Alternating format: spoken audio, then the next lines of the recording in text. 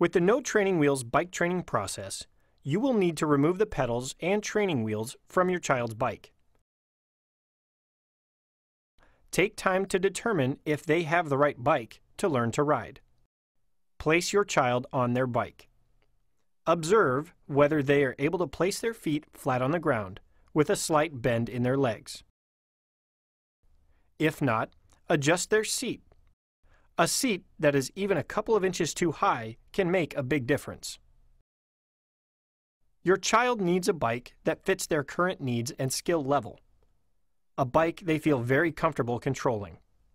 Your child will feel safer on a bike that is too small rather than too large.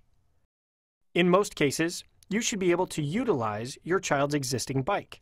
However, children age 18 months to 4 years may benefit from a smaller, lighter bike. There are several bike manufacturers that produce Strider bikes, or push bikes, that work well. You should be able to locate one of these bikes at your local bike shop.